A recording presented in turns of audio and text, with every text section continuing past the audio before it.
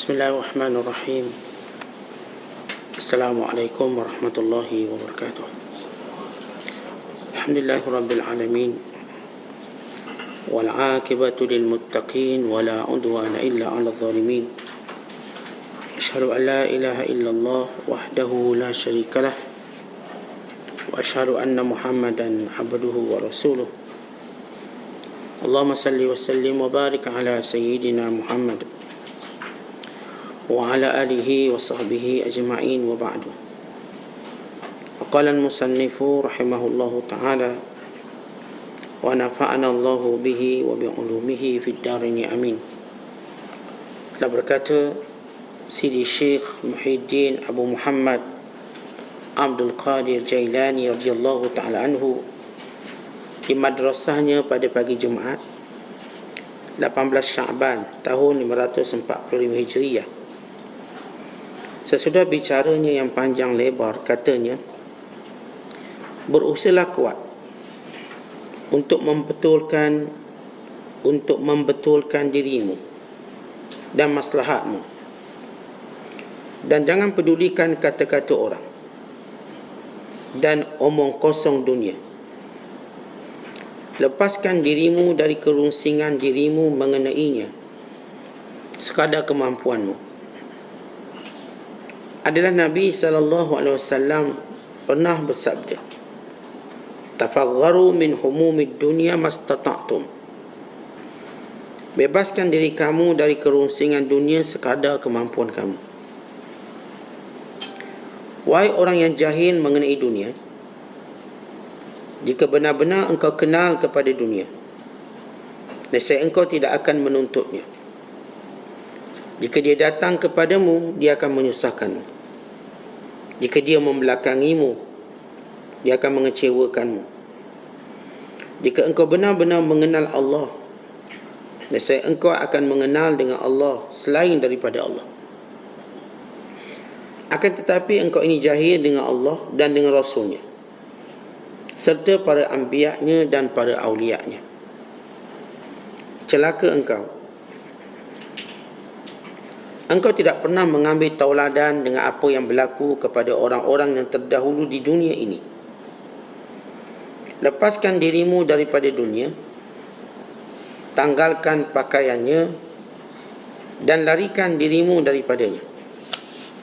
Tanggalkan pakaian nafsu, dan mari datang ke pintu Allah. Jika engkau telah tersisih dari dirimu, maka engkau akan tersisih dari segala-galanya selain Allah semata.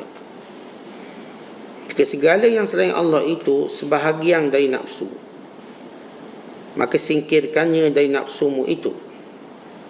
Kelak engkau akan melihat Tuhanmu. Serahkan dirimu kepada Allah, baru engkau akan terselamat. Berjihadlah pada jalan Allah, baru engkau akan tertunjuk jalan Allah. Tunjukkan syukur kepada Allah, baru dia akan menambahkan buatmu lagi.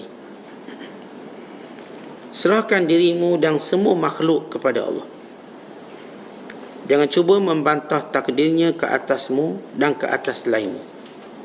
Muslimin dan muslimat sedang penonton yang dirahmati Allah sekalian,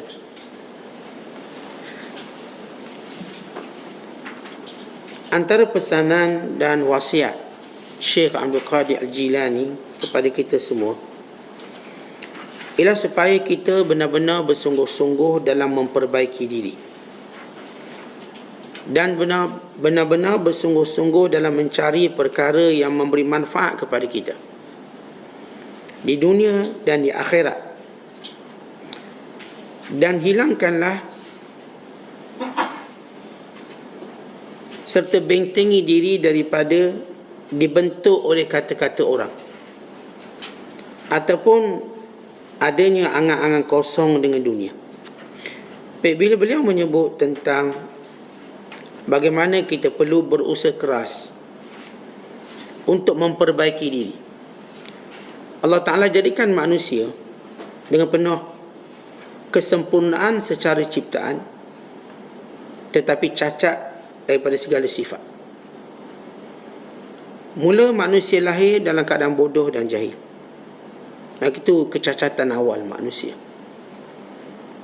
Kita bodoh, kita jahil, kita tak tahu apa-apa. Dan kita lemah. Dan senantiasalah manusia itu lemah. Wa kana al-insanu dha'ifa.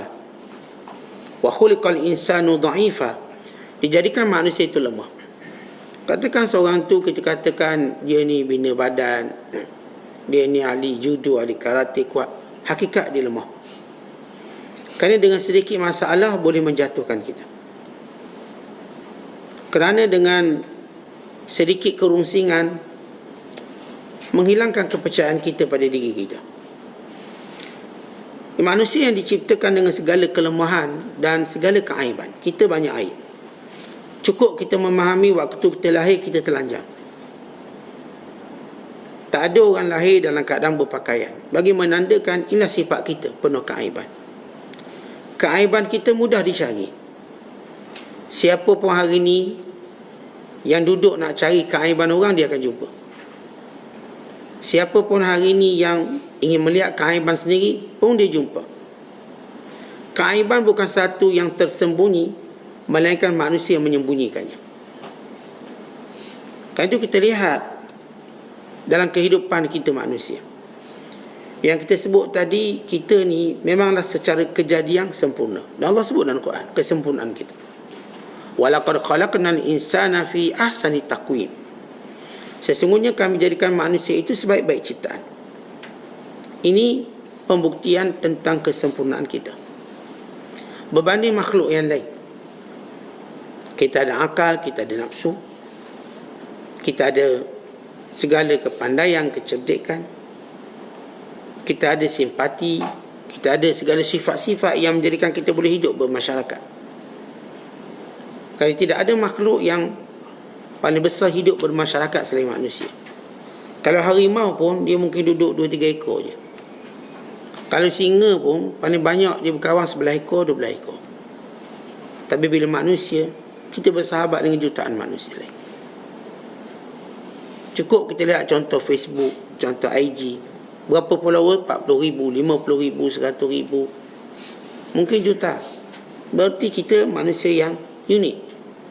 Tetapi secara sifat kita lemah. Kecenderungan kita untuk menzalimi orang tinggi. Kecenderungan kita mengambil hak orang lain juga tinggi. Memarahi orang lain juga tinggi. Kerana Allah Ta'ala sebut dalam Quran tentang sifat manusia. Bila Allah menyatakan inna aradna al-amanata 'ala as-samawati wal ardi wal jibal fa ashfaqna minha. Inna aradna al-amanata 'ala as-samawati wal ardi wal jibal an yahmilnaha fa ashfaqna minha wa hamalaha al-insan innahu kana zaluman jahula. Kami tawarkan amanah ini kepada seluruh makhluk kami. Langit, bumi, gunung ganang, untuk memikulnya. Fa ashfaqna minha, semuanya merasa takut. Ashfaqna, rasa bimbang kalau pikul nanti anak nanti kita akan dihukum oleh Allah. Sebab berat amanah. Wa hamalhal insan, maka manusia datang memikul amanah ini. Innahu kana zaluman jahula. Sedangkan sifat manusia zalim dan jahil. Kalau kita tengok dalam kehidupan kita, kelemahan kita ialah sifat-sifat kita. Kerana itulah Allah Ta'ala menghantar Nabi dan Rasul memperbaiki sifat kita. Rasul tak payah ajar kita cara buat rumah, cara buat bangunan. Tak perlu ajar kita bagaimana cara kita nak uruskan dunia. Tetapi Rasul datang memperbaiki sifat-sifat kekurangan yang menghilangkan kebahagiaan kita. Kalaupun kita dapat dunia segalanya, tapi dengan sifat yang masih ada, kita tak akan gembira. Orang yang ada sifat cemburu, berilah dia dunia banyak mana pun, dia tak akan bahagia sebab dia ada cemburu. Orang yang ada sifat dengki, berilah apa benda pun kat dia, dia tak akan bahagia sebab dia ada sifat dengki. Orang yang ada sifat tak bersyukur, biar banyak mana pun kita bagi, dia tak bersyukur, dia tak akan bahagia. Orang yang ada sifat pemarah, apa pun kita bagi pada dia, maka dia juga tak bahagia kerana ada sifat itu. Artinya bahagia tak bahagia kita kerana sifat kita, bukan kerana apa yang kita ada. Bukan bahagia saya sebab saya ada kereta, saya ada rumah, saya ada bini, saya ada anak, saya ada suami. Kalau bagi perempuan, kita tak bahagia dengan apa yang kita dapat, kita bahagia dengan sifat yang kita ada. Seorang bila dapat anak seorang ke dua orang, sebab sifatnya syukur, dia bahagia. Seorang yang dapat rezeki walau sikit, kerana sifatnya syukur, maka dia bahagia. Seorang yang dia diuji dengan sakit, diuji dengan apa pun kehidupan, dia redha, dia bahagia. Tapi kalau kita hidup cara orang kafir yang tak kenal Tuhan, bagi dia bahagia ialah memiliki sesuatu. Tuan-tuan, sejak bila pula kita memiliki sesuatu?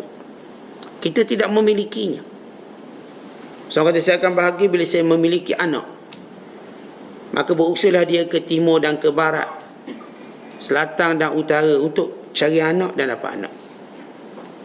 Kerana dia kata, saya bahagia dengan cara tu. Habis hospital, habis klinik, habis Tok Bomo, habis Pawang, kemudian dia pun dapat. Katakan dia dapat. Betulkah awak bahagia sudah awak dapat? Tanya orang merindui kehadiran anak 10 tahun, 20 tahun, kemudian datang. Benarkah awak bahagia? Ya, mula-mula memang. Anak mula buat perangai itu, perangai ini. Kalau pun anak kita tak berperangai lah, katakan, bagus anak kita ni, baik.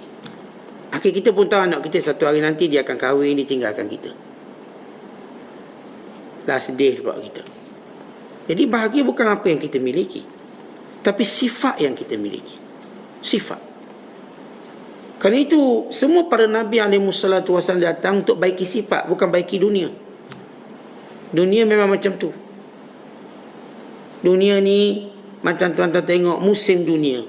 Kalau dunia ada 4 musim, macam itulah dunia. Ada musim sejuk, ada musim panas, ada musim luruh, ada musim bunga. Kalau kita kat Malaysia, ada musim hujan, ada musim panas. Kalau kita ambil negara 4 musim, sempurna musim dia. Kata bila datang musim luruh, semua gugur. Daun-daun kat pokok-pokok semua gugur. Dengan rambut atas kepala dia pun gugur sekali. Bila namanya musim gugur. Datang musim sejuk, semua diliputi salji. Sejuk sangat-sangat. Semua orang kena pakai pakaian tebal. Datang pula musim panas, oh panas sungguh. Semua pakai pakaian nipis.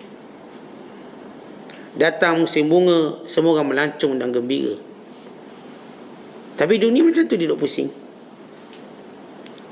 Yang membahagikan kita bukan musimnya, sifat kita.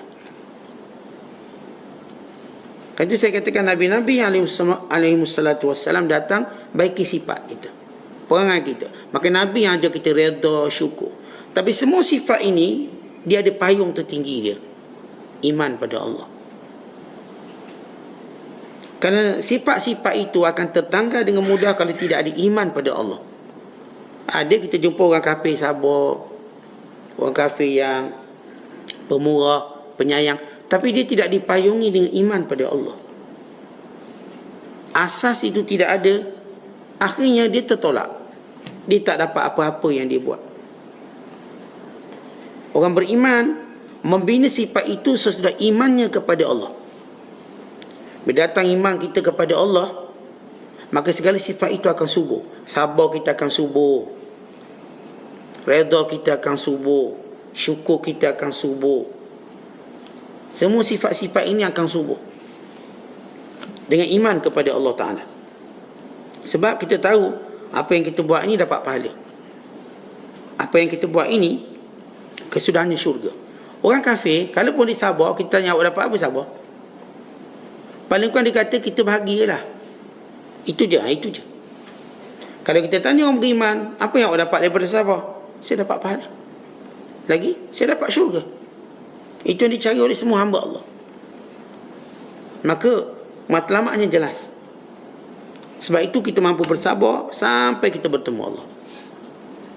Kalau kita tanya orang kafir, buat apa kamu jadi pemurah?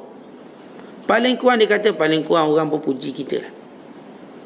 Sebagaimana yang dilakukan oleh seorang yang pemurah dalam dunia Arab, yang bernama Hatim At-Tai. Pemurah tapi dia kafir. Lalu bila anak-anaknya berkata, Adi bin Hatim, ya Rasulullah, ayahku pemurah. Bagaimana keadaannya? Ayahmu telah dapat apa yang dia nak. Adi memeluk Islam dan anak yang lain memeluk Islam, tapi ayahnya Hatim tidak. Hatim ni dia tak jahat, dia baik, dia pemurah. Pemurahnya luar biasa. Sehingga setiap kali orang bercakap tentang pemurah, maka diumpamakan seperti Hatim. Pemurahnya seperti Hatim. Kerana tiada yang dapat mampu melawannya, sedangkan semua orang bercita-cita nak jadi macam dia, pemurah. Macam kita lah, kalau kita nak berlari laju gitu, dia lari macam Usain Bolt, padahal tak sama pun. Sebab itu orang paling pantas. Misalnya kita akan bandingkan, oh dia main bola macam pemain bola ni, sekian-sekian. Sekarang itu yang main, yang kita dengar. Jadi orang yang pemurah, mereka kata pemurah seperti Hatim. Anaknya kata, ya Rasulullah, ayahku amat pemurah. Dia pun tak pernah nanya orang, bagaimana keadaan ayahku? Dia kata, Rasulullah, ayahmu dah dapat apa yang dia nak. Dia cuma nak pujian dunia. Jadi kalau kita tanya orang kafir, yang awak pemurah ni dapat apa? Dia pujian. Orang pun abadikan nama dia kat jalan raya, dekat dewan, dekat sekolah. Cukup lah, itu je dia nak. Dia pun dapat pingat tu, pingat ni. Dia pun bila berdiri depan orang, dia tepuk tangan, cukup lah. Dari sifat baik tadi tak ke mana. Tapi bila pergi pada orang beriman, kenapa kamu pemurah? Kerana saya nak bersyukur dengan rezeki yang Allah beri. Kenapa kamu pemurah? Kerana itu yang Allah perintahkan. Kenapa kamu pemurah? Kerana itu pahala, darjat.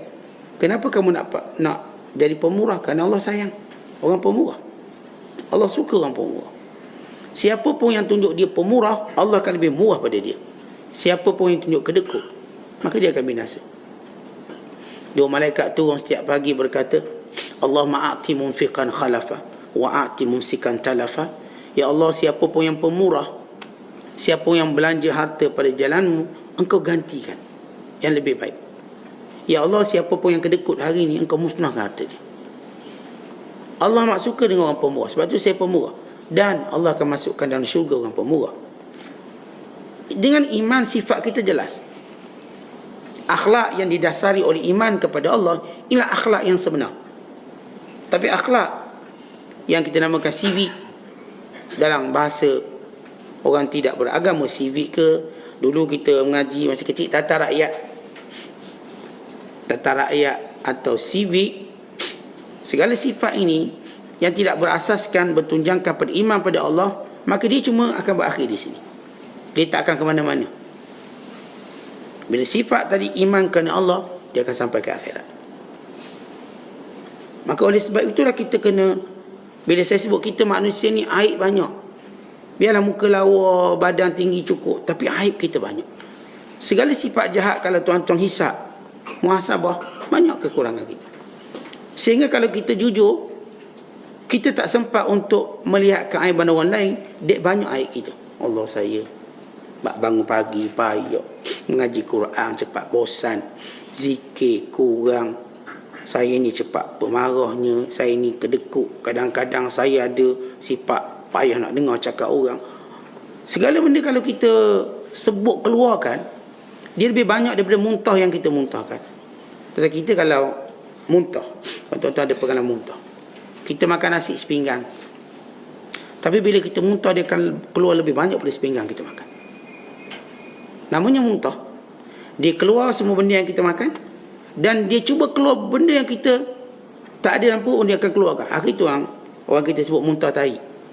Muntah hijau, muntah tahi. Tanya orang mabuk laut, dia kata kalau setakat muntah makan nau ke lagi, dia sampai muntah tahi. Saya tengok seorang hamba Allah, sahabat saya, bila dia muntah tahi, Islam ni saya dengar orang kata muntah tahi, muntah tahi. Benar, dia muntah keluar tahi. Kau tarik mulut dia, ke hidung dia. Aneh. Sehingga orang kita masih sebut benda tu. Muntah hijau, saya dah tengok orang muntah hijau. Dan muntah tahi pun saya dah tengok. Dia keluar tahi daripada hidung ni. Mana tahi yang ada punggung tadi. Mana bila seorang tu muntah, betul dia akan keluarkan semua. Semua, lebih banyak. Sebab tu saya kata, kalau kita cuba cari keaiban kita, jauh lebih banyak daripada apa yang kita jangkakan. Banyak aib saya. Ni kalau tulis ni, Diary kita setahun tu habis benda tu je. Tapi kerana kita tak bersungguh tengok aib kita, duk tengok aib orang lain. Akhir-akhir ni yang kita lihat, yang dijaja aib orang lain. Aib dia disimpan. Kononnya tak akan bocor, tak akan diketahui. Ya, kalau tak diketahui oleh orang, kelak akhirat kamu akan menyesal. Kerana kamu tak baiki benda tu. Allah datangkan kita dengan segala sifat kekurangan supaya kita belajar sampai mati. Supaya kita sentiasa berdoa pada Allah atas kekurangan ini, memohon padanya. Supaya kita tu berusaha dengan ibadat yang Allah perintah. Kerana semua ibadat yang Allah perintah untuk memperbaiki kekurangan kita. Sembahyang untuk baiki kekurangan kita. Puasa untuk baiki kekurangan kita. Zakat untuk baiki kekurangan kita. Semua ibadat untuk baiki kekurangan dan keaiban kita. Bukan menutup aurat, untuk baiki kekurangan kita. Aurat ni tuan-tuan, aib. Akhirnya Allah perintah kita tutup, maka baiki. Orang pun tak nampak ubang kepala kita kalau kita perempuan lah. Orang tak nampak botak tengah kita. Orang pun tak nampak lah benda cacat-cacat kita. Akhirnya kita terpelihara. Sebab tu orang Islam, khususnya perempuan, sebab bila kita sebut aurat ni lebih kuat pada perempuan kerana auratnya lebih detail berbanding lelaki. Tengok perempuan Islam, bila dia makin tua dia nampak lawa. Sebab apa? Aibnya semua ditutup dengan tutup aurat. Orang kafir memanglah nampak lawa masih muda dia.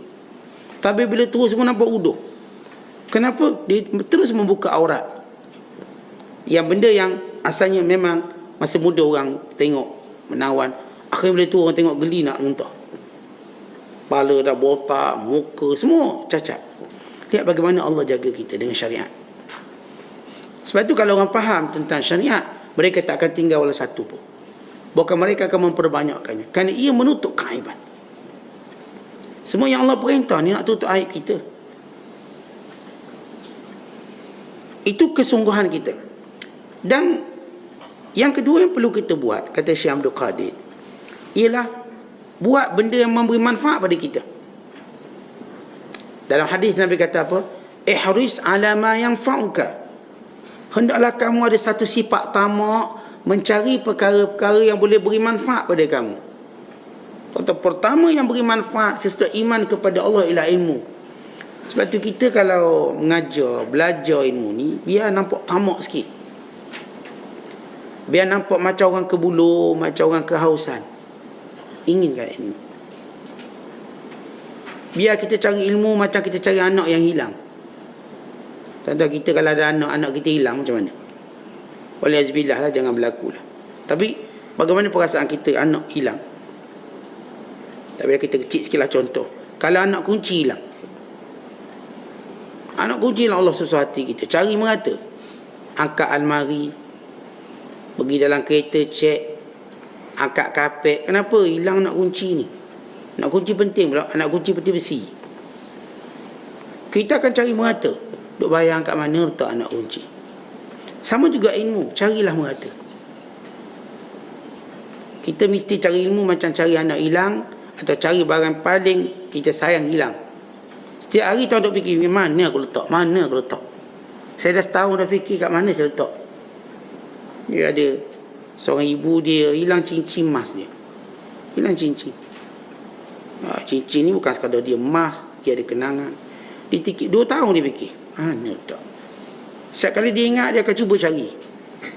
Tuk pula. Suami dia kata, awak ni cari apa? 2 tahun dah saya pelik dengan awak. Cincin hilang. Dia rasa macam kuat. Cincin tu ada dalam rumah. Dia cukup rasa kuat. Cari. Last kali jumpa juga dia. Dia kemar-kemar, jumpa cincin. Ya, bagaimana kesungguhan? Sama macam cari ilmu.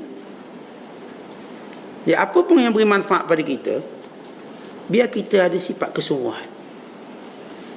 Tuan-tuan kita, kalau kita nak tahu, ramai mana orang sakit bercita-cita nak duduk tempat kita sekarang. Dan ramai mana orang yang mati nak hidup untuk buat apa yang kita buat sekarang. Ramai. Orang-orang yang dia tahu kelebihan ilmu sesudah jahil dia dah tahu. Tapi oleh kerana Allah dah uji dengan sakit, naknya kalau dia sihat nak duduk majlis ilmu. Tapi kita yang ada peluang ni sia-siakan. Ramai mana orang bercita-cita naknya duduk dengan ulama, mengaji dengan ulama. Kerana tempat mereka tak ada ulama. Tapi kita yang ada peluang ni, kita pun buat lebih kurang. Dan nanti bila kita sakit, kita tahu nilainya. Benda-benda akhirat. Sebagaimana hari ni kita solat, ramai mana orang bercita-cita nak solat macam kita. Tapi mereka dah habis peluang. Kita yang ada peluang buat lebih kurang. Pernah satu ketika ada seorang soleh, dia pergi kawasan perkuburan, ziarah. Kemudian dia penat, dia pun solat 2 rakaat sekejap sebelum dia tidur ataupun melepaskan kepenatannya. Pada solat 2 rakaat dia pun tertidur, dia bermimpi. Dia kata, kamu telah buat sesuatu yang menyakitkan kami. Mimpi jumpa ahli kubur ni. Apa dia? Dah kamu solat, mengingatkan kami, kalaulah kami ada peluang untuk solat macam kamu, tapi kamu solat dan kadang kamu tak tahu kelebihannya, sedangkan kami pula tahu, kami tak boleh buat. Tentang ahli kubur, mereka bercita-cita kalaulah boleh hidup untuk solat 2 rakaat. Tingginya nilai itu. Kalau mereka boleh hidup untuk mereka tuntut ilmu. Tapi sekarang mereka dah tak boleh buat. Dan kita hari ini boleh buat. Sebab itu dalam semua perkara yang menguntungkan kita, kurangkan alasan, kurangkan kesibukan. Sebab ni ternyata memang untung saya ni. Untung saya untuk baiki agama saya. Majlis ini menuntung untuk sentiasa nasihat saya. Ia satu yang menguntungkan. Sebab semua kita tahu, para ulama menyebut, tidak ada amalan sunat yang lebih hebat daripada majlis ilmu. Bukan kita berfikir seketika satu malam tentang ilmu, jauh lebih baik kita qiyam mulai sepanjang malam. Dek kelebihannya yang banyak. Kelebihan yang banyak dan mudah. Sebab apa? Kita cuma duduk je. Bukan suruh exam pun, tak suruh exam. Duduk dan kita dengar, kita dapat kelebihan banyak. Yang disebut oleh ulama lebih baik daripada 1000 rakaat solat kita. Kalau tuan-tuan solat 1000 rakaat, kemudian duduk majlis ilmu, jauh lebih hebat duduk majlis ilmu daripada 1000 rakaat kita solat. Segala ubat, segala ahli ibadat tidak boleh melawan para penuntut ilmu. Tak boleh lawan. Dari sudut kelebihan. Maka di sini kita nak cari benda yang menguntungkan kita. Itu satu ilmu. Dalam bab sedekah pula, maka ini benda yang menguntungkan kita. Kerana sedekah sebenarnya kita simpan duit kita ke akhirat. Sedekah tu bukan duit burn. Duit burn tu yang kita simpan tu, itu burn. Maksudnya tak ada manfaat. Tuan-tuan simpan duit banyak-banyak, mati dah, tak ada manfaat. Burn lah. Yang kita kedepankan, itulah dia duit kita. Yaqulu ibnu Adam, mali mali. Fahal min malika illa ma akalta fa'afnaita au labista fa'ablaita au tasaddaqta fa'amdaita. Kata Rasulullah, anak Adam berkata, hartaku, hartaku, ini hartaku, ini hartaku. Dia tunjuk rumah ni harta saya, dia tunjuk kapal ni harta saya, dia tunjuk kereta ni harta saya, dia tunjuk ladang ni harta saya. Anak Adam semua kata, ini harta saya, ini harta saya, untuk berbangga. Kamu tak ada harta, kata Rasul. Mana harta kamu? Bukan harta kamu. Harta kamu ialah apa yang kamu makan, kemudian jadi tahi. Itu harta kamu. Sebab takkan ada orang ambil. Atau apa yang kamu pakai lalu lunyai di badan kamu. Itu kalau kita bagi pesaka, baju-baju yang dah dipakai tak ada orang nak waris, itu buat kain buruk, buang. Itu memang kita punya. Dan kata Rasulullah, apa yang kamu sedekahkan lalu kita simpan di sisi Allah, itu harta kita. Dan yang kita duk simpan kat dunia, bila kita mati bukan harta kita pun. Mungkin orang sebut dulu ni harta fulan bin fulan, sekarang bukan. Rumah ni dulu sebelum saya beli, dia milik fulan bin fulan. Mana dia? Dia mati, anak dia jual, anak dia tak nak duduk sini, saya beli. Maknanya bukan harta dia, bukan. Berpindah tangan. Harta kita, tuan-tuan, apa yang kita sedekahkan. Kalau itu kita cari masalah ini, untuk kita banyakkan bersedekah. Bersedekah bukan tunggu kita kaya. Bersedekah ialah bila mana kita masih hidup, maka itu benda tu kita boleh buat. Bukan bersedekah ni bila ada harta baru boleh sedekah. Tak, bila kita hidup, kita boleh bersedekah. Peluang hidup. Kerana bila kita mati, nanti kita minta, setengah manusia minta balik bangun untuk bersedekah. Kita baca dalam surah Munafiqun, Allah Ta'ala menyatakan, wa anfiqu mimma razaqnakum min qabli an ya'tiya ahadakumul maut fayaqula rabbi laula akhartani ila ajalin qarib fa asaddaqa wa akum minas salihin. Sedekahlah harta yang Allah berikan pada kamu. Jangan sampai nanti bila datang kematian kamu berkata, wahai Tuanku, berilah tempoh untuk aku hidup sekejap lagi untuk aku bersedekah dan jadi orang baik. Contoh kita kalau hidup kat dunia tak ambil peluang bersedekah, kita rugi. Siapa pun kita, baik kita orang alim ke, kita tok guru ke, kita orang bawah ke, semua kalau tak ambil kemuliaan ini rugi. Antara kemuliaan yang kita dah sebut, Allah paling suka orang yang bila diberi rezeki padanya dia berkongsi. Paling Allah suka. Sebab itu baginda SAW, baginda tak dapat satu rezeki melainkan baginda berkongsi. Tak ada keinginan berkongsi biar kuat. Saya kalau ada duit, saya mana nak kongsi dengan orang. Kuat. Dengan keluarga saya, dengan adik-beradik saya, dengan kawan-kawan saya. Saya punya kekuatan untuk berkongsi kuat. Maka itu tanda Allah sayang pada kita. Tapi bila Allah Ta'ala nak balakan kita, diberi kita macam-macam, kita cuma ingin memanfaatkan diri kita sendiri. Maka kita lupa kita tak dapat apa faedah daripadanya. Dan kemudian perkara yang beri manfaat pada kita selain pada ilmu kita, harta kita, dan segala sifat sabar kita. Tuan-tuan, sabar inilah benda yang beri manfaat pada kita. Sabar, maslahat. Orang yang tak pandai sabar, maka dia tak akan rasa, dia tak mampu hidup dengan baik di dunia ini. Sebahagian besar masalah kita tak boleh selesai melainkan dengan sabar. Tuan-tuan, kadang-kadang kita tak perlu pun kawan kita ulur duit untuk tolong kita, ataupun beri apa-apa untuk tolong kita. Cukup dia kata sabar. Perkataan itu cukup mahal. Sabar. Dan banyak masalah dalam hidup kita mungkin kita tak boleh selesaikannya, bahkan berakhir dengan kematian kita. Tapi sebenarnya dengan sabar kita boleh menyelesaikannya. Apa maksud dengan sabar boleh menyelesaikannya? Bukan maksud benda itu habis, orang yang kena kanser sampai mati. Apa yang boleh menyelesaikan kanser dia? Tak ada obat dan sebagainya. Sabar dia. Maka sabar telah dia akan menikmati lagi kehidupan dia sebenarnya. Orang tak sabar, dia tak boleh menikmati kehidupan dia. Maka di antara sabar-sabar itu disebut oleh Syekh Abdul Qadir, jangan peduli kata-kata orang. Ini sabar paling berat sekali. Ialah bila kita, orang kata macam-macam. Kata orang ni nampak kuat, gagah, tapi orang kutuk dia sikit, dia down. Dia tak mampu sabar dengan kata-kata orang. Tak mampu. Ya, kita kalau tengok orang kata kita ni memang tak pernah berhenti. Sebab itu Imam Asy-Syafi'i rahimahullahu ta'ala berkata, ridhan nas ghayatun la tudrak, fa'alaika bima yuslihu nafsaka falzamhu.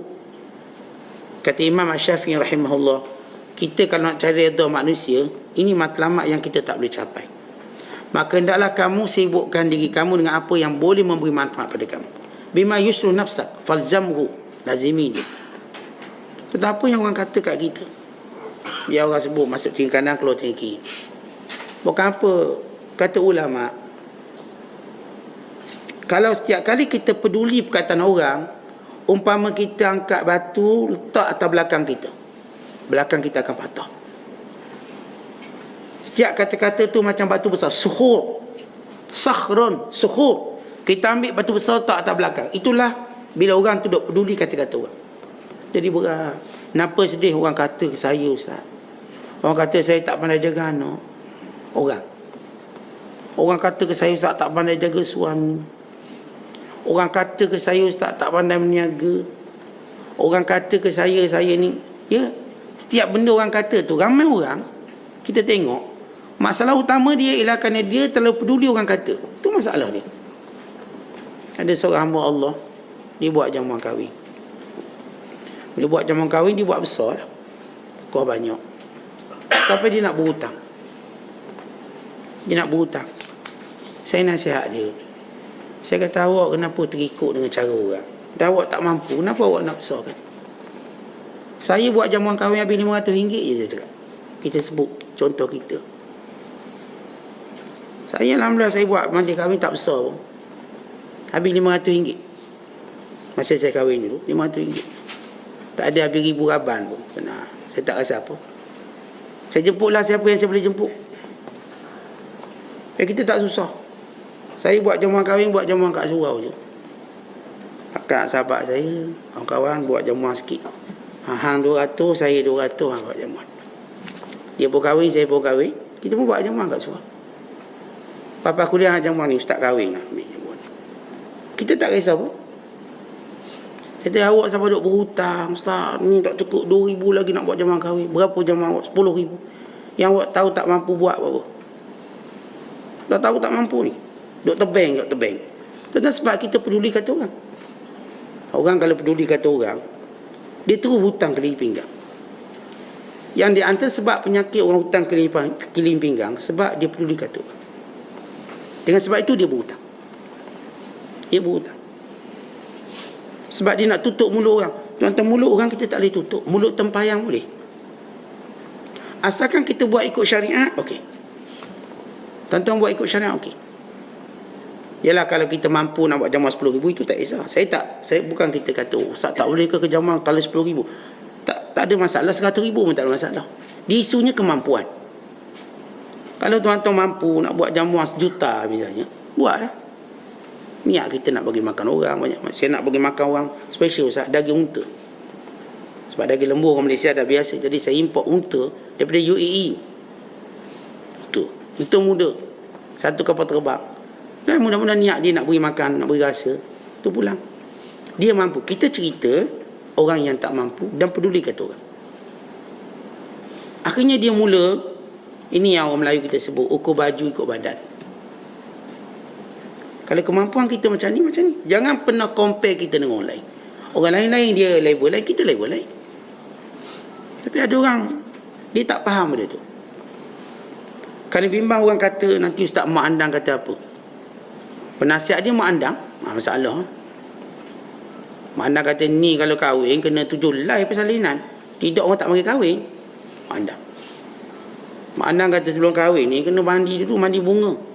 Semua bunga mandi. Ni bunga kat Putrajaya Kutik belaka. Kos dia tinggi sikit lah. Ni Mak Andang kata, sebelum buat ni kena tepung tawa dulu. Kena bedak sejuk dulu. Ni semua kos ni. Mak Andang penasihat dia, ni kahwin kena ada fotografer. Yang saya tanya hamba Allah, awak upah berapa fotografer tu? 6,000. Ada seorang hamba Allah tu, untuk fotografer saja 60,000 kos dia. Ini jenis ambil gambar atas jambatan, sambil terjun jambatan, panjat pokok, habis gambar. Dia 60,000 kos fotografer ni, 60,000. Ini seorang hamba Allah. Ya, dapatlah dia duit banyak, ikut suka dia lah. Tapi ceritanya, penasihat dia Mak Andang, habis jam. Contoh kalau kita tanya orang yang ada agama, macam mana saya nak buat? Soalan pertama dia kata, awak buat ikut syariat. Yang kedua, awak buat ikut kemampuan awak. Pertama, ikut syariat. Kena kira hal haram bila buat majlis kahwin. Yang kedua, ialah ikut kemampuan. Dan yang ketiga, jangan sombong dalam buat majlis. Kita kalau belajar bab walimah, seorang kalau buat walimah untuk sombong, makruh kita hadir. Kita tahu dia buat jamuan dia nak show off. Nak beritahu dalam kampung ni aku paling hebat buat jamuan kahwin. Misalnya, makruh kita hadir, tak sunat. Kita kalau belajar bab hadir majlis kahwin, orang kita ni dia belajar selapis je. Dia belajar orang panggil jamuan kahwin kena pergi belaka. Tidak semua majlis kahwin kita kena pergi. Kadang-kadang perginya haram. Kadang-kadang perginya makruh. Kadang-kadang sunat. Dan kejahilan masyarakat kita hari ini, sebagian besar majlis kahwin itu makruh kita hadir, bukan haram. Dengan kejahilan. Tapi kalau sekiranya orang buat majlis kahwin memang dengan akhlak, dengan syariat dia ikut, ya memang itu sebagian besar menyatakan ia sebagai satu sunat yang amat dituntut. Tapi kalau tuan-tuan tahu ada macam-macam maksiat, tuan-tuan hadir, tuan-tuan tanggung dosa juga. Tanggung. Melainkan tuan-tuan hadir untuk tegur. Sebab itu para ulama' menyebut ada 8 hingga 10 syarat untuk hadir satu walimah. Dia tak pakai kita terjah je pergi pantau orang jemput, pergi. Dia ada banyak syarat. Supaya kita tahu. Kalau jamuan tadi ada arak saja, haram kita hadir. Kalau ada je percampuran lelaki perempuan, maka haram kita hadir. Maksudnya percampuran yang tak boleh dikawal. Ya, kalau campur setakat meja sana perempuan lelaki, itu kita tak panggil percampuran. Pencampuran yang berlaku tepuk tamponnya, gurau senda, peluk cium. Dia boleh peluk bini orang. Ni pengantin ni bukan salam dengan tamu, siap peluk dengan tetamu. Maka ini ikhtilat. Yang ada setengah orang, keterbukaan dia. Pengantin perempuan ni, dia akan bersalam semua hadirin. Cukup bersalam tu dah berdosa. Yang peluk, yang teruk lagi peluk pula, peluk. Member-member yang alumni dia, member reunion dia, semua dia peluk. Dia peluk, ya peluk macam orang kapis. Kau jumpa perempuan kan dia peluk. Dia kata bukan peluk bersyahwat ustaz, peluk adik-beradik. Dan nama lelaki perempuan dia tak ada peluk adik-beradik. Adik-beradik kau tak peluk pula. Ibu yang ni beralasan adik-beradik. Konongnya alasan. Ia bukan satu benda yang, bukan mubarrirat syariah, bukan alasan syariat. Tuan-tuan, kalau kita tahu majlis macam gitu, tuan-tuan hadir, tuan-tuan berdosa. Sementara kita tak tegur. Majlis yang tidak ada muzik yang melalaikan. Ada muzik tak boleh hadir. Majlis yang tidak jemput orang miskin. Dia jemput semua datuk-datuk, tansi-tansi. Tak boleh hadir. Ini seburuk-buruk jamuan. Nabi kata syarut ta'am du'iya fihi al-aghniya wa turika fihi al-fuqara. Seburuk-buruk jamuan dipanggil orang kaya, tak dipanggil orang miskin. Dan adalah dijemput tadi dengan ada tema pakaian. Pakaian tak cicak, hitam putih. Tema pakaian kahwin. Nak ada orang miskin mana nedang nak beli pakaian? Dia mesti tema 60-an. Jenis luar besar.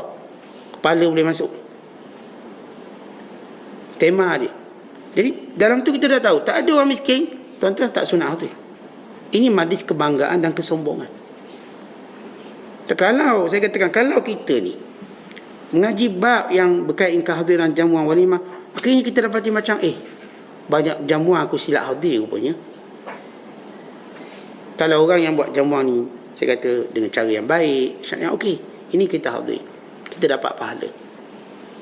Tapi kalau buat dengan penuh maksiat, tuan-tuan, kita nak cari pahala, akhirnya kita tak dapat pahala tu. Dan ini bukan kita kata, ni Nabi sallallahu alaihi wasallam sebut larangan-larangan seumpama ini. Ini semua bukan ulama reka-reka syarak ni. Ini ada pada nas. Sebab itu bila seorang buat majlis dan panggil kita ke majlis, kita pun kena tanya. Kita ada hak tanya. Saya nak tanya, majlis awak ada nyanyi-nyanyi? Kalau dia, saya tak tahu. Saya akan tanya. Kita berhak tanya. Kenapa? Sebab dia berkaitan dengan hukum. Saya hadir ni kerana hukum. Bukan saya hadir ni saya nak makan. Nak makan, saya boleh makan kat rumah. Nak makan, saya boleh pergi kedai lagi sedap pada jamuan kahwin ni. Sebab saya hadir kerana hukum. Hukum suruh saya hadir. Silaturahimnya, ukhuwahnya, hal-hal seumpama itu. Dan sebagai saksi perkahwinan.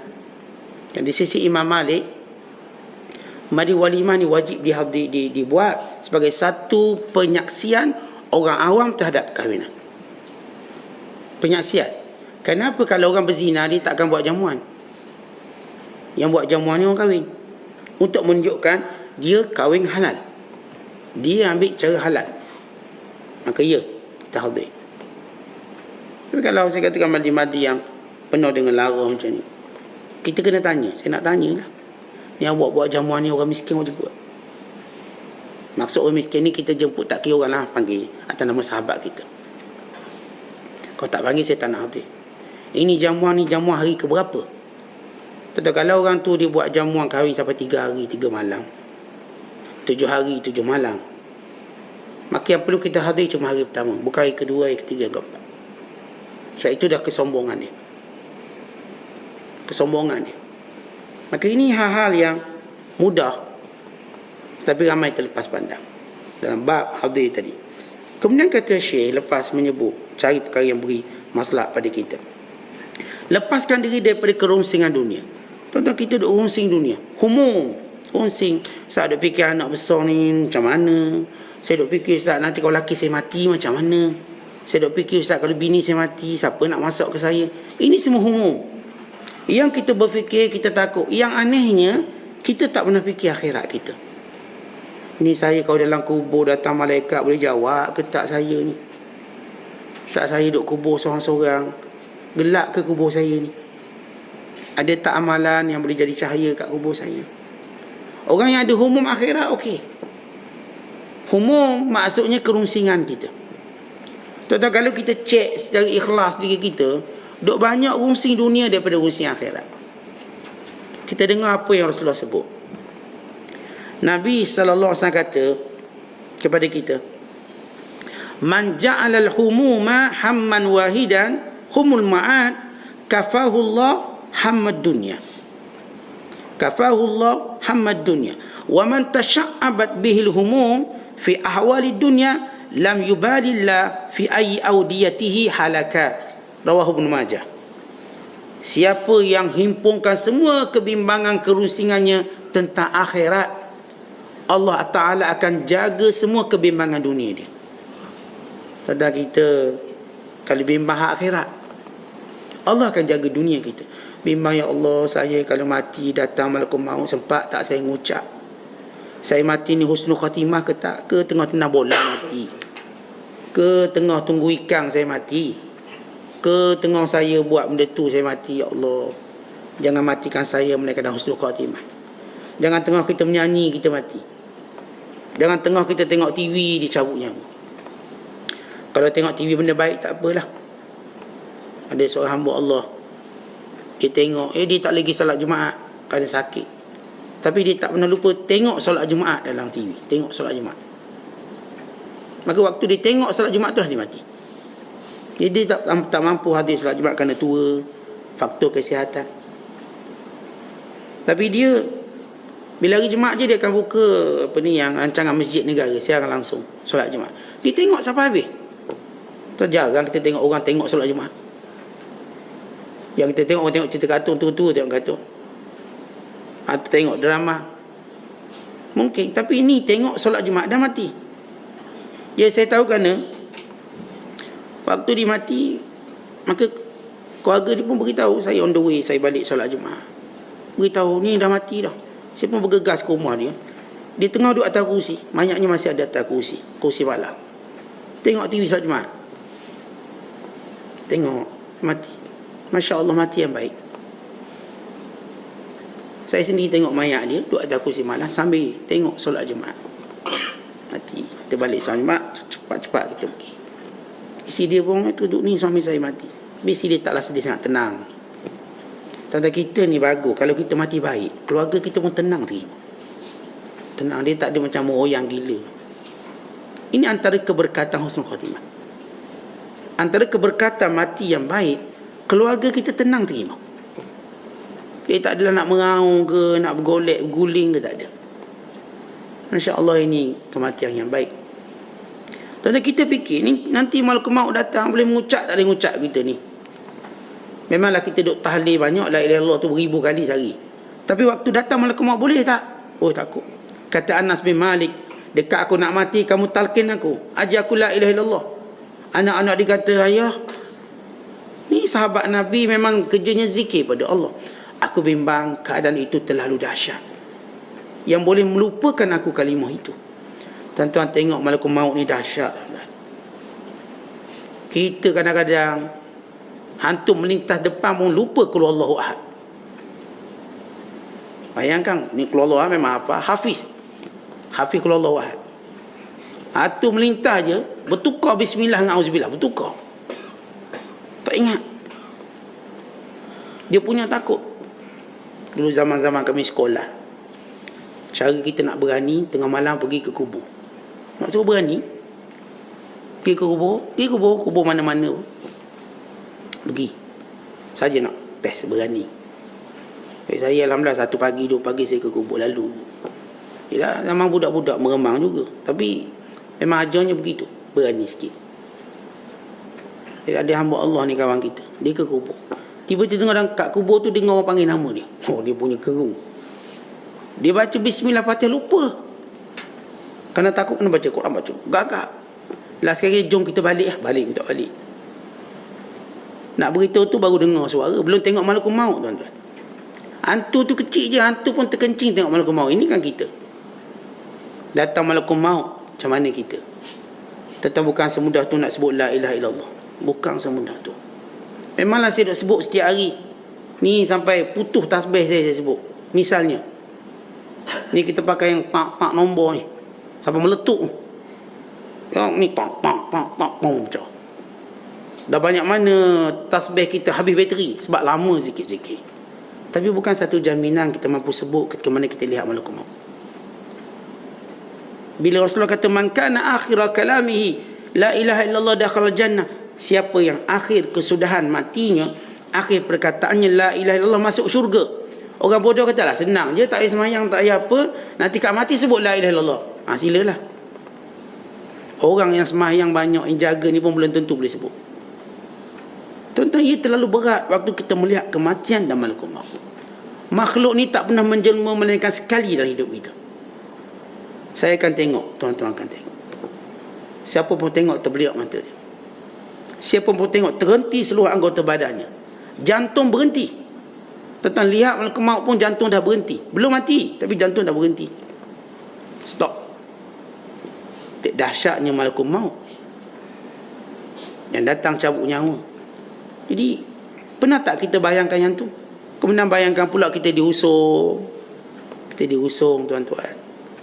Kemudian kita dimasuk dalam kubur, dikebumikan. Bukankah itu kerungsingan sebenar patut kita fikir? Beban ni fikir anak saya SPM dapat berapa lah Ustaz tu, tiap-tiap malam tahajud tu, biar anak tu dapat SPM cemerlang. Itu awak bimbang? Ya, itu bimbang. Ni saya duk fikir Ustaz, anak saya ni interview nak dapat kerja tu duk 3-4 hari ni pening kepala. Dah suruh semua dah Ustaz. Habis Tok Guru saya telefon solat hajat. Habis Tok Guru Ustaz, dengan saya solat hajat. Rungsi sangat ke? Ya rungsi lah, biar dia dapat kerja, ada masa depan. Dapat kerja, seminggu berhenti. Allah, punya penak suruh 20 Tok Guru doa. Dapat kerja berhenti. Ketua punya anak. Mak ni punya pecah kepala. Duk fikir hari interview dia, doa supaya dapat kerja. Anak sini pada minggu berhenti. Mak kata berhenti. Tak sesuai dengan saya, mak. Mudah. Mak sampai puasa sunat 30 hari. Puasa sunat. Jangan kenapa puasa sunat? Ustaz, kan dia ajar kita kalau nak suruh doa mustajab kena puasa sunat. Tu saya puasa. Hari berapa ni? Hari ke-30 dah. Banyak puasa, banyak. Sebab apa? Anak interview. Disebut anak interview tu. Orang kampung. Anak interview dapat kerja berhenti. Lepas tu nak minta kerja apa? Dia lebih selesa kerja dengan mak dia. Nganggur. Kerja ni pun dah macam sibuk dah. Sibuk mak nganggur ni. Tak sempat minta kerja. Jadi tuan-tuan sekalian, Rasulullah kata siapa yang semua kebimbangannya cuma tentang ke akhirat dia, Allah cukupkan kebimbangan dunianya. Tapi siapa yang bercabang-cabang bimbang dunia, Allah tak peduli dia mati kat mana. Maksudnya apa? Ada orang duk fikir suami dia, ya Allah, suami saya, suami dia. Dia tak fikir dia dalam kubur. Pecah kepala fikir suami. Saya duk fikir suami tu naik demam, darah tinggi, cimani naik belaka. Dah kenapa suami awak? Lah suami saya ni perangai dia teruk sikit lah. Awak ni tak fikir malakul maut datang? Awak tak fikir dalam kubur macam mana? Dah awak dah nasihat suami awak, dah lah, sudah lah. Ni saya duk fikir isteri saya, usah isteri saya. Ni pecah kepala duk fikir isteri. Nabi kata siapa yang kebimbangannya lebih pada dunia, Allah tak peduli dia mati dengan kebimbangan itu. Sebab tu tuan-tuan, antara penyakit yang banyak orang kena, penyakit apa? Stres. Stres ni kebanyakan sebab kita buat sendiri. Satu hukuman Allah pada kita sebab kita yang melampau fikir sangat. Kenapa? Stres lah saya. Apa yang awak stres? Kita ni melampau fikir. Saya stres tak? Kenapa jiran sebelah asyik beli kursi je? Saya tak boleh beli ni. Tu je dia stres. Bang tengok jiran sebelah. Pas sampai lori kursi, datang lagi lori perabot. Datang lori perabot jati. Tu perabot itu pula. Perabot ni. Ni kepala stres saya. Berjirang-jirang yang tukar perabot tiap minggu ni. So, apa masalah kita? Ramai orang penyakit stres dia fikir benda yang tak patut pun fikir, atau tak patut dia sejauh itu fikir. Tu, saat kena fikir juga. Betul, tapi jangan sejauh itu. Jangan sampai kita tak selera makan, naik darah, melampau sangat kita ni. Semayang pun sampai kita masalah. Kuliah pun tak pergi dah. Sebab apa? Banyak masalah saat tu fikir. Kita dah merugikan diri kita. Yang kita fikir tu tuan-tuan, bukanlah bekalan untuk kita ke akhirat. Sebab tu Nabi ajar kita satu doa. Doa ni kita kena doa. Allahumma la taj'alid dunya akbar hammina wala mablagha ilmina. Allahumma la taj'alid dunya akbar hammina wala mablagha ilmina. Ya Allah, jangan jadikan dunia itu sebesar-besar kerunsingan kami dan kesudahan ilmu kami. Maknanya, tiap-tiap hari ni tuan-tuan sekalian, kita fikir dunia. Tak fikir esok lusa akan mati, tak fikir esok lusa kita akan bangkit. Doa pada Allah, ya Allah, jangan kau jadikan kerunsingan dunia itu keutamaan hidup aku. Jangan. Unsing sikit-sikit okey. Itu fitrah. Memang itu fitrah kita bila anak masa ambil periksa, kita pun bimbang juga sikit. Fitrah. Anak saya ambil SPM, saya bimbang, saya doa. Tapi bukan itu kerunsingan utama saya. Ya ni anak saya interview kerja, ya saya doa, saya pun bimbang jadi mudah dapat kerja, dia boleh bina masa depan. Tapi itu bukan keutamaan saya. Sebab saya tahu apa keutamaan saya.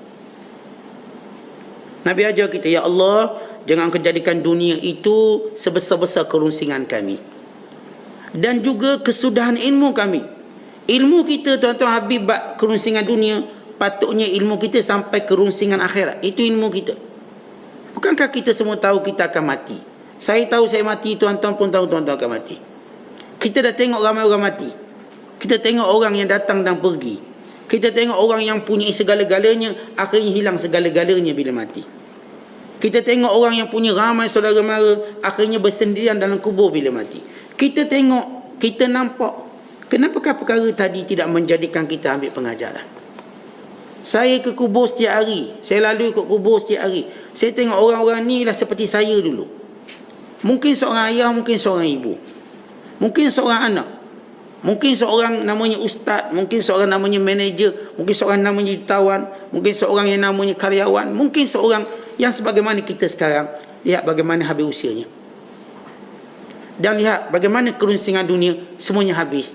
Tinggal lagi kerunsingan akhirat yang dia tak pernah fikir dan dihadapi sekarang. Tentang banyak kerunsingan dunia kita tak perlu menghadap pun sebenarnya. Kita cuma terlebih fikir je.